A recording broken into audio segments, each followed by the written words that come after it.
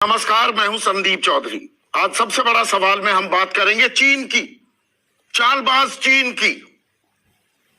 चीन अपनी गुस्ताखियों से, अपनी हरकतों से, अपने नापाक इरादों से बाज आने को कतई तैयार नहीं है। और यह बात मैं क्यों कह रहा हूं, आप सुनकर चौंक जाएंगे। चीन ने 100 से भी ज्यादा घरों का बाकायदा एक गांव बसा दिया है भारतीय जमीन पर। जी हां, गांव बसा दिया भारतीय जमीन पर। ये तस्वीरें आपको दिखा रहा हूं, ये अरुणाचल प्रदेश की तस्वीरें हैं। एक नदी है सारी चू, और यह 4.5 किलोमीटर हमारी जमीन के अंदर है। लाइन ऑफ एक्चुअल कंट्रोल से 4.5 किलोमीटर अंदर मैकमोहन लाइन जो है, अंतर्राष्ट्रीय बॉर्डर जो है, उसके भीतर घुसकर 100 से ज्यादा घरों का एक बाकायदा गांव बसा दिया है। और ये तस्वीरें रिलीज की हैं पेंटागन ने। अमेरिकी रक्षा मंत्रालय की ताजा रिपोर्ट में इन तस्वीरों का जिक्र किया गया है। प्लैनेट लैब इनकॉर्पोरेटेड एक कंपनी है, वो लगातार सैटेलाइट से पूरी दुनिया में क्या कुछ हो रहा है उसे ट्रैक करती है। और यह नवंबर 2020 की तस्वीर है। हम नवंबर 2021 में बैठे हैं। 2019 की भी तस्वीरें आपको दिखा रहा हूं। यहां पर कुछ नहीं था। विवाद चल रहा है भारत और चीन के बीच इस इलाके को लेकर पिछले 60 साल से। लेकिन जहां तक सॉवरेंटी, संप्रभुता का सवाल आता है, ये हमारी जमीन है। सरकार भी ये बात कहती है, ये हमारी जमीन है। यहां पहले कभी कभार चीन एक सैन्य चौकी, एक मिलिट्री पोस्ट लगा देता था, लेकिन अब उसकी कारगुजारियां इस अंजाम तक पहुंच गई हैं कि उसने बाकायदा एक गांव बसा दिया है। और यह चीन की सोची समझी रणनीति के तहत है। जो जानकार हैं, और इसमें देश के विदेश सचिव रहे श्याम शरण का मैं जिक्र करना चाहूंगा। चीन की रणनीति क्या है, यह गांव ऐसे बसाता है। और अभी ये तो एक गांव की बात है, 600 गांव बसाने का इरादा है चीन का, सिक्किम से लेकर अरुणाचल के बीच। और असल मकसद क्या है, ये डुअल यूज, 2 कामों के लिए इनका इस्तेमाल किया जाएगा। अभी तो ये गांव दिखते हैं 500,000 लोग रह लेंगे, चलिए मान लेते हैं। लेकिन असल मंशा, असल मकसद है इनका मिलिट्री यूज। मिलिट्री यूज के लिए ये तैयारियां की जा रही हैं। इसको कहा जाता है C4I, 4C, command, control, communications, computers और फिर इंटेलिजेंस। इन चीजों का समावेश करता है चीन अपनी रणनीति में। और इसी के तहत ऑप्टिक फाइबर्स भी बिछाए जा रहे हैं इन इलाकों में। सिक्किम में घुसपैठ की कोशिश की गई 2 महीने पहले, अगस्त में घुसपैठ की कोशिश की गई उत्तराखंड में। लद्दाख पर मैं आता हूं अभी, और यहां पर ऑप्टिक फाइबर्स बिछाए जा रहे हैं। यानी कि पूरी जानकारी, पूरा तंत्र तैयार किया जा रहा है। और सरकार से, विदेश मंत्रालय से जब यह सवाल पूछा गया कि क्या ऐसा है, सरकार के क्या संज्ञान में है, तो इस खबर को ना तो कंफर्म किया और ना डिनाई किया गया। ना कंफर्म किया गया है और ना ही डिनाई किया गया है। और जबकि हमारे eastern army command chief lieutenant general Manoj Pande, उन्होंने हाल ही में कहा, construction of dual use villages has been factored into our operational plans. यानी कि सेना के अधिकारियों को यह अंदाजा है, यह इल्म है कि यह दोहरे इस्तेमाल के लिए इन गांवों को बसाया जा रहा है।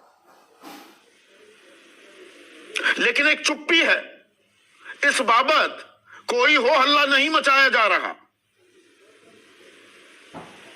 और ये बताना इसलिए जरूरी हो जाता है क्योंकि हम पिछले साल की कारगुजारियों को भूले नहीं हैं। हम भूले नहीं हैं अपने 20 बहादुर जवानों का बलिदान। बहुत से लोगों को, सैन्य अधिकारियों को, जनरल्स को आपत्ति हुई थी जब मैंने कहा कि चीन ने हमारे 20 सैनिकों को मौत के घाट उतार दिया, पर उनके बलिदान का क्या हमने बदला ले लिया? क्या डेप्सांग से चीन चला गया? वो इलाके जो पिछले साल हर भारतीयों को रट गए थे कि डेप्सांग में वो घुसना चाह रहा है क्योंकि उसके पेट में दर्द होने लगा डीएसडीबीओ को लेकर।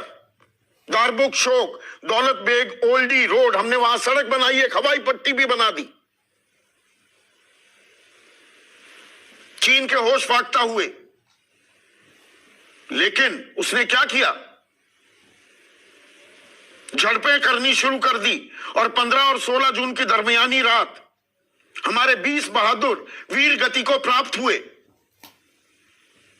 पैंगोंग सो का जो उत्तरी तट है, वहां पर फिंगर 2 से फिंगर 8 के बीच जो हमारा इलाका था, फिंगर 2 तक घुसपैठ कर आए। वहां ऑप्टिक्स फाइबर्स बिछाए जा रहे हैं, परमानेंट टेंट्स लगाए गए। हमने कुछ ऊंचाइयां जरूर हासिल की, लेकिन गोगरा, हॉट स्प्रिंग्स पर तनाव अभी भी बना हुआ है और 13 मुलाकातें हो चुकी हैं कोर कमांडर्स के बीच, 13 मुलाकातें। लेकिन उन मुलाकातों का लब्बो लुबाब क्या? अभी भी 50 से 60 हजार सैनिक हमारे लद्दाख में तैनात हैं और चीन के भी हैं। हमें बताया गया, देश को बताया गया, 1 इंच भी जमीन नहीं दी गई है चीन को। 1 इंच भी वो अंदर नहीं घुसा है। तो 4.5 किलोमीटर अंदर ये गांव कैसे बस गया?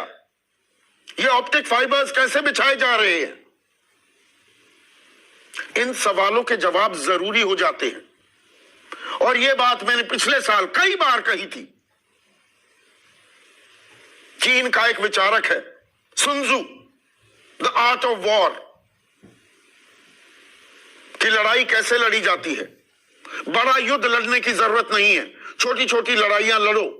सलामी स्लाइसिंग भी इसे कहा जाता है। जैसे सलामी काट कर आप खाते हैं, छोटे छोटे थिन पीसेस, थिन स्लाइसेस बनाते हैं। यही चीन की रणनीति है। थोड़ी थोड़ी घुसपैठ करता है, घुसपैठ के बाद पीछे जाने को तैयार नहीं होता, वहीं तंबू गाड़ कर बैठ जाता है। और इसी आर्ट ऑफ वॉर किताब में डिसीट, चालबाजी एक एलिमेंट है कि कहीं पर निगाहें, कहीं पर निशाना। ये पिछले साल भी मैंने बोला था कि लद्दाख अब थिएटर बना हुआ है, लेकिन हमें सिक्किम, अरुणाचल को अनदेखा नहीं करना होगा। झड़पें, एस्केलेशन, तनाव बढ़ाना एक जगह किया जाए, निगाहें दूसरी जगह पर टिकी हुई हो, ये चीन की चालबाजी है। इसे हमें समझने की जरूरत होगी। और इसी कड़ी में एक और पैंतरा खेला है चीन ने। 23 अक्टूबर को, 10 दिन पहले, 12 दिन पहले की बात है, एक नया कानून पास किया है। और उस कानून में क्या कहा गया है? 7 चैप्टर्स हैं और 62 क्लॉजेस हैं। और उसमें द पीआरसी सॉवरेंटी, यानी कि people Republic of चाइना's sovereignty and territorial integrity are sacred and inviolable and the state shall take measures to safeguard them। मतलब चीन जिस इलाके को अपना कहे, अपना मानता है, उस पर वो पीछे हटने को तैयार नहीं है। 3,488 किलोमीटर की एलएसी एक्साई चीन का 40,000 स्क्वायर वर्ग किलोमीटर से ऊपर का इलाका वो पहले कब्जा किए बैठे है और अभी सलामी स्लाइसिंग कर रहा है। और हम यहां अभी चीन की दरियादिली पर ही उम्मीद लगाए बैठे हैं क्या?